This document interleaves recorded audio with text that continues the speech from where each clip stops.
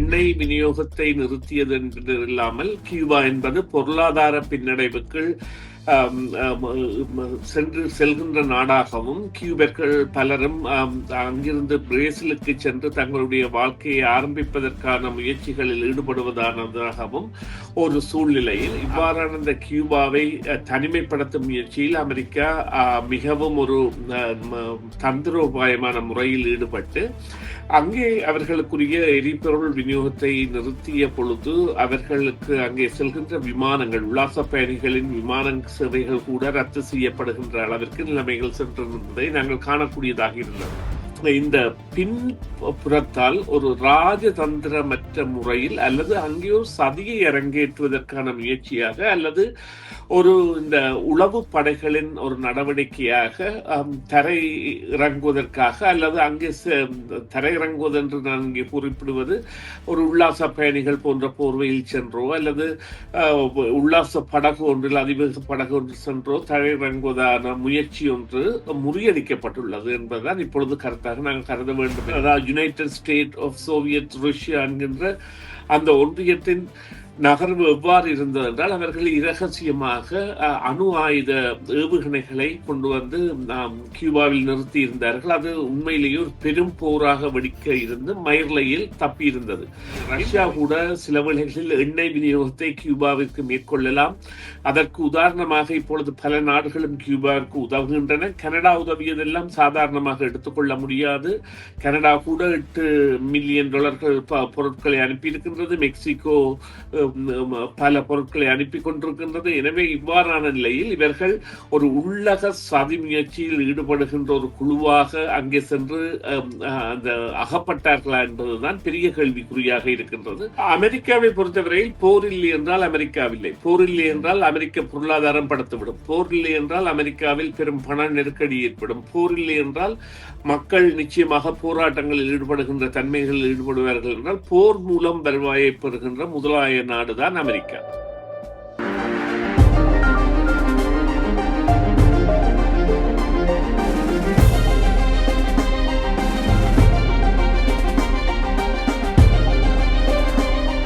மீண்டும் ஒரு அரசியல் ஆய்வு நிகழ்ச்சியில் சுரேஷ் தர்மாவை சந்திக்கப் போகின்றோம். நேற்றைய தினம் பிப்ரவரி மாதம் 25 கியூபாவின் வடக்கு கடற்கரை அருகே கியூபா எல்லை காவல் படை மற்றும் அமெரிக்காவின் பதிவு செய்யப்பட்ட புளோரிடா ரெஜிஸ்டர்ட் ஒரு வேகப்படகு இடையே ஒரு துப்பாக்கிச் சூட்டு சம்பவம் நடந்திருக்கின்றது. கியூபா அதிகாரிகள் இந்த சம்பவம் குறித்து தெரிவித்திருப்பதாவது, அந்த படகு கியூபாவின் கடல் எல்லைக்குள் சட்டவிரோதமாக நுழைந்ததாகவும் அந்த படகை தாங்கள் அணுகிய பொழுது துப்பாக்கிச் சூடு நடத்தியதாகவும் தெரிவிக்கப்பட்டிருக்கிறது. இதற்கு பதிலடி நடவடிக்கையாக கியூபா பாதுகாப்பு படையினர் துப்பாக்கிச் சூட்டு நடத்தி இருக்கின்றனர். இந்த சம்பவத்தில் 4 பேர் உயிரிழந்து இருக்கிறார்கள். இந்த சம்பவம் தொடர்பாகத்தான் தற்பொழுது சுரேஷ் தர்மாவுடன் நாங்கள் இருந்து கேட்டு தெரிய போகின்றோம். இந்த எண்ணெய் விநியோகத்தை நிறுத்தி படிப்படியாக அதனை தனிமைப்படுத்தும் முயற்சியில் அமெரிக்கா வெற்றி பெற்று வருகின்றது. இன்று அமெரிக்காவில் இருந்து அனுமதி இல்லாமல் கியூபாவில் கரைதட்ட முயற்சித்த அதிவேக விசைப்படகொன்றை கியூபா தாக்கிய போது 4 பேர் கொல்லப்பட்டு படகிலிருந்து மேலும் 6 பேர் காயமடைந்திருக்கின்றனர். இது பற்றி உங்களுடைய கண்ணோட்டம் எவ்வாறு இருக்கின்றது? நிச்சயமாக. அதாவது எண்ணெய் விநியோகத்தை நிறுத்தியது என்பது இல்லாமல் கியூபா என்பது பொருளாதார பின்னடைவுக்கு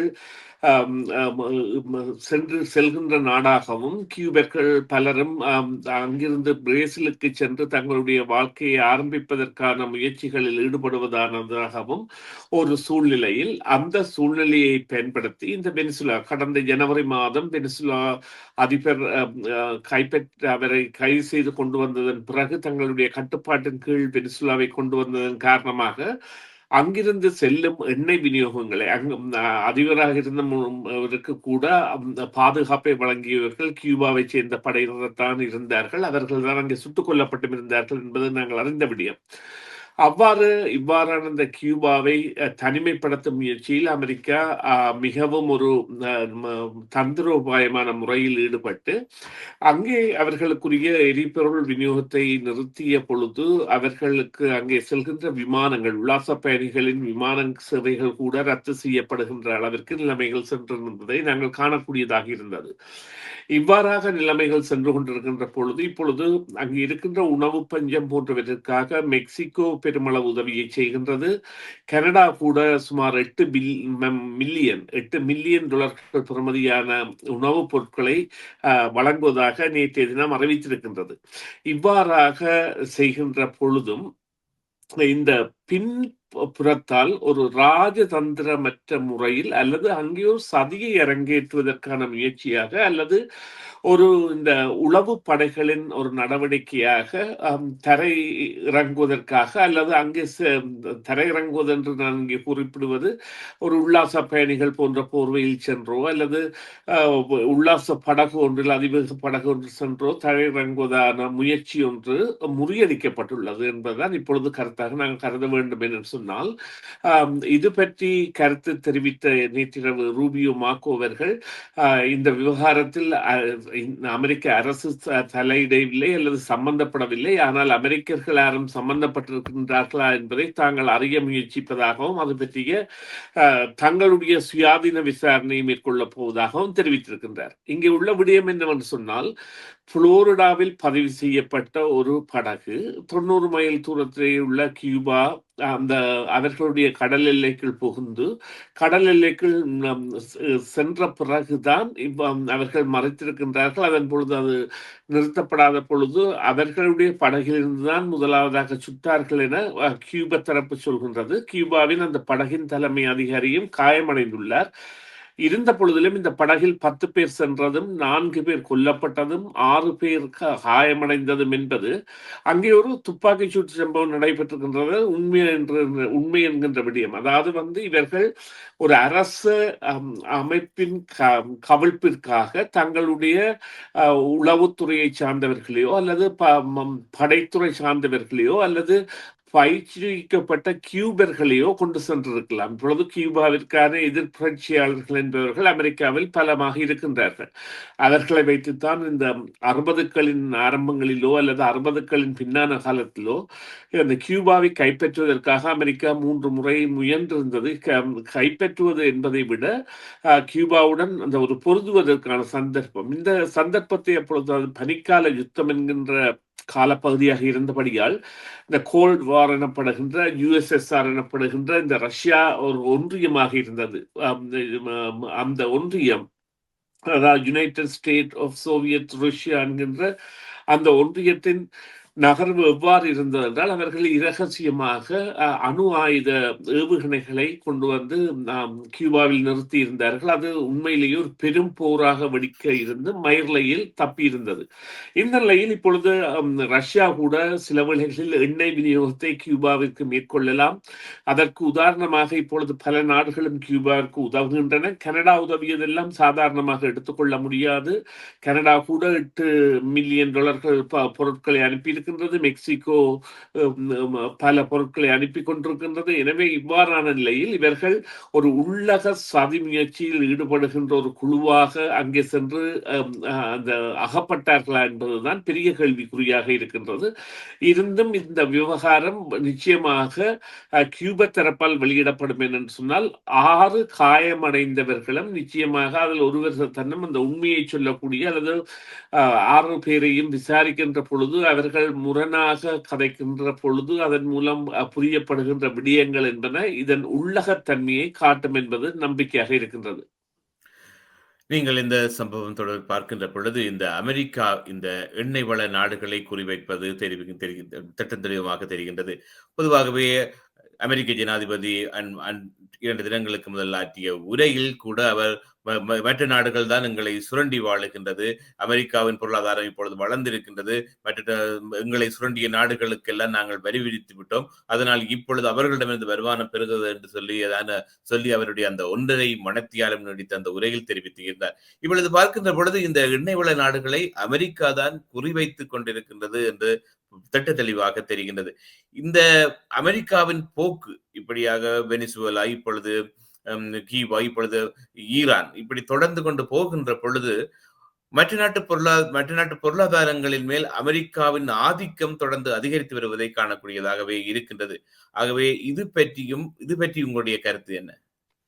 அமெரிக்காவை பொறுத்தவரையில் போர் இல்லை என்றால் அமெரிக்காவில்லை. போர் இல்லை என்றால் அமெரிக்க பொருளாதாரம் படுத்துவிடும். போர் இல்லை என்றால் அமெரிக்காவில் பெரும் பண நெருக்கடி ஏற்படும். போர் இல்லை என்றால் மக்கள் நிச்சயமாக போராட்டங்களில் ஈடுபடுகின்ற தன்மைகளில் ஈடுபடுவார்கள் என்றால் போர் மூலம் வருவாயை பெறுகின்ற முதலாய நாடுதான் அமெரிக்கா. அந்த அமெரிக்காவிற்கு தேவையான எண்ணெய்கள் என்பன 2 நாடுகளில் தான் இருக்கின்றன. ஒன்று கனடா, அது மசகு எண்ணெய், அதாவது அதி பாரம் கூடிய மசகு எண்ணெய், ஹெவி க்ரூட் ஆயில் எனப்படுகின்ற இந்த மண் கலந்த மசகு எண்ணெயை சுத்திகரிக்கின்ற தொழிற்சாலைகள் தான் அமெரிக்காவில் இருக்கின்ற இந்த ரிஃபைனரிஸ், இந்த எரிபொருள் சுத்திகரிப்பு நிலையங்கள். அவற்றிற்கான எண்ணெய் வளங்கள் என்பன கனடாவிலும் வெனிசுவேலாவும் தான் இருக்கின்றன. இந்த கனடாவும் வெனிசுவேலாவும் தான் உலகத்திலே அதிக எண்ணெய் வளங்களை கொண்ட நாடாக தங்களை அறிவித்த நாடுகளாக இருக்கின்றன, அல்லது கண்டறியப்பட்ட நாடுகளாக இருக்கின்றன. இவ்வாறு இருக்கின்ற பொழுது இவ்வாறான சந்தை திறப்பு ஒன்றை மேற்கொண்டு எண்ணெய் நாடுகள் மீதான குறிவைத்தலை வைத்திருப்பதும், அதேவேளை ஈரான் அணு ஆயுத தயாரிப்புகளில் ஈடுபட போகின்றது என்ற குற்றச்சாட்டின் மூலம், அதன் மூலம் அங்கே ஒரு பதட்ட சூழ்நிலையை மத்திய கிழக்கில் உருவாக்குவதும் அவர்களை பொறுத்தவரையில் அவர்களுடைய வியாபார தந்திரங்களில் ஒன்று. அவர்களுடைய வியாபாரம் என்பது எவ்வாறு சொல்வீர்களானால், ஒரு விமானம் சென்று கொண்டு போட மற்ற பக்கத்தால் கட்டிடம் கட்டுபவர்கள் சென்று கட்டிடம் கட்டி கொடுப்பதுதான் அவர்களுடைய தொழில். அது ஒரு உதாரணமாக எடுக்க வேண்டிய விடயம். அவ்வாறுதான் அதான் போர் இல்லை என்றால் அமெரிக்கா இல்லை என்பதற்கான ஒரு உதாரணம் விழுக்காது. இவ்வாறு நாங்கள் பார்ப்போமாக இருந்தால் நிச்சயமாக அமெரிக்காவின் செயற்பாடு என்பது தன்னக நலன் சார்ந்ததாகவும் தான் தனது நிலையை தக்க வைப்பதற்காகவும் தான் இருக்கின்றது.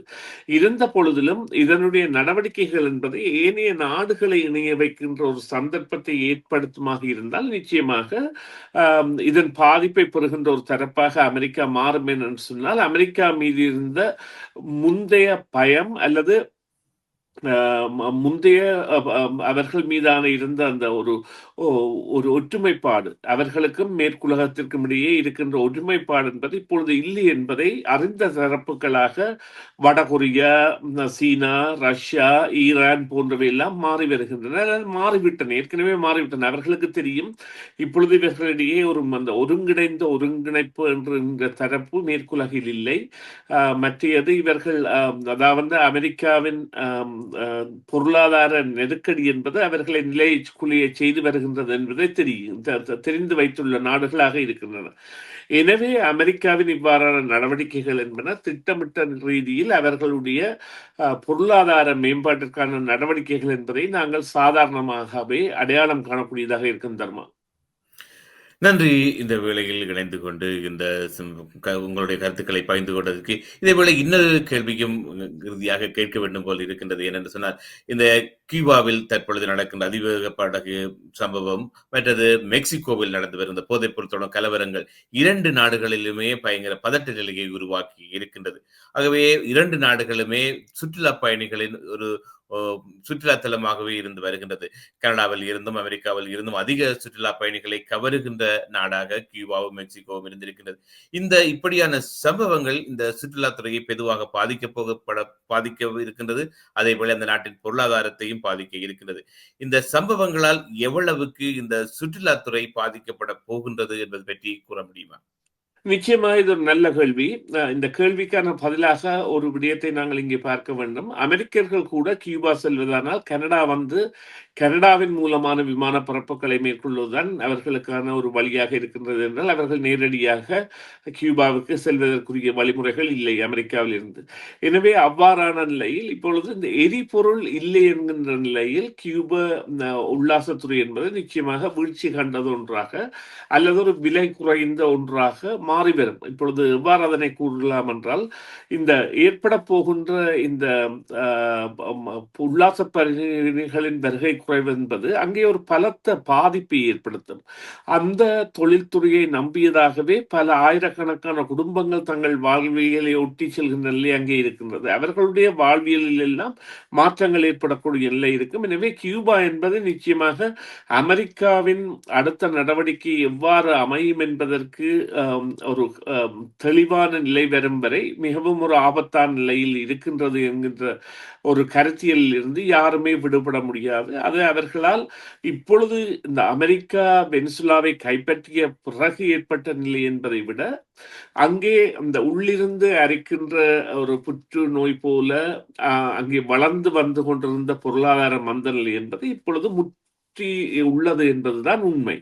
மறுபக்கமாக மெக்சிகோவை எடுத்தீர்கள் என்றால் இந்த கடற்கரை நகரங்களில் இவர்கள் இந்த கார்ட்டல்ஸ் எனப்படுகின்ற இந்த பாதாள உலக குழு தலைவர்களின் நடமாட்டங்கள் கட்டுப்படுத்தப்பட்டு அங்கே மெக்சிகோவிற்கு செல்பவர்களின் தொகை என்பது சில வழிகளில் குறைவடைந்தாலும் தொடர்ந்து கொண்டிருக்கும். இப்பொழுது குறிப்பாக கனடா கூட அங்கே செல்பவர்களை தடை செய்யவில்லை.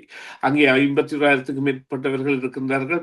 பிரச்சனை நடந்து கொண்டிருக்கின்றது. இருந்த பொழுதிலும் கனடாவின் வெளிவிவகார அமைச்சர் அனிதா ஆனந்த் அவர்கள் கூட இதனை அதாவது தடுக்கின்ற முயற்சியில் அல்லது நீங்கள் செல்ல வேண்டாம் என்று ஒருவரையும் கூறுகின்ற முயற்சியில் இன்னும் ஈடுபடவில்லை. அவதானமான பயணத்தை மேற்கொள்ளுமாறுமான அறிவிப்பை தான் இந்த குளோபல் அஃபேர்ஸ் எனப்படுகின்ற வெளிவிவகார அமைச்சு விடுத்திருக்கின்றது. எனவே இந்த மெக்சிகோ துறை சார்ந்த பொருளாதார அல்லது இந்த உல்லாசத்துறை சார்ந்த விடயங்களில் அவர்களுடைய நிலைமை என்பது இந்த ஒவ்வொரு தடை இல்லாதபடியால், எரிபொருள் தடை போன்றவை இல்லாதபடியால் அவற்றின் குறைந்திருந்தாலும் அவை குறைந்தாலும் பெரிதாக பாதிக்கப்பட மாட்டா. ஆனால் நிச்சயமாக கியூபாவில் அதன் பாதிப்பு என்பது மிகவும் பெரிதாக இருக்கும் என்பதில் எந்தவித சந்தேகமும் இல்லை. இப்பொழுது FIFA எனப்படுகின்ற உலக உதைப்பந்தாட்ட போட்டி நடைபெறப் போகின்றது. இது 4 ஆண்டுகளுக்கு ஒரு முறை உலகத்தையே தனது கட்டுப்பாட்டில் வைத்திருக்கின்ற போட்டி. இப்பொழுது தெரிவு செய்யப்பட்ட 3 இடங்களில் 2 இடங்கள், அதாவது மெக்சிகோவும் அமெரிக்காவும் அதாவது நேர்களால் அல்லது அந்த உதைப்பந்தாட்ட ரசிகர்களால் செல்லக்கூடிய இடங்களான தெரிவை தவிர்ப்பதாக மாறி வருகின்றன. கனடாவிற்கு இதன் காரணமாக பலரும் வரலாம் என்கின்ற ஒரு நம்பிக்கை இருக்கின்றது. நன்றி. இந்த வேளையில் அதாவது அமெரிக்காவை பற்றி நாங்கள் கதைக்கின்ற பொழுது பல கேள்விகள் எங்கள் மனதில் இருக்கும். அந்த வகையில் தான் இந்த கடைசி கேள்வி உங்களிடம் அமைந்திருந்தது. நன்றி. இந்த வேளையில் இணைந்து கொண்டு உங்கள் கருத்துக்களை பகிர்ந்து கொண்டதற்கு மீண்டும் ஒரு பொழுதில் சந்திக்கலாம். நன்றி சுரேஷ். நன்றி தர்மா. நன்றி நேயர்களே. மீண்டும் ஒரு பொழுதில் சந்திப்போம். சிஎம்ஆர் யூடியூப் சேனலில் இணைந்திருக்கும் நேர்கள் அனைவருக்கும் எமது நன்றி. காமெண்ட்ஸ் பகுதியில் உங்கள் கருத்துக்களை தெரிவிக்க தவறாதீர்கள். முக்கிய செய்திகள், காணொளி தொகுப்புகள், நேர்காணல் என பலதரப்பட்ட அம்சங்களையும் உங்களுக்காக தருகின்றது சிஎம்ஆர் யூடியூப் சேனல். சிஎம்ஆர் என்று சர்ச் செய்து எமது யூடியூப் சேனலை சப்ஸ்கிரைப் பண்ணுங்கள். உங்கள் உற்றார் உறவினர் நண்பர்களோடும் இந்த காணொளி தொகுப்புகளை பகிர்ந்து கொள்ளுங்கள். அருகில் இருக்கின்ற முக்கிய காணொளி தொகுப்புகளையும் தவறவிடாமல் பாருங்கள்.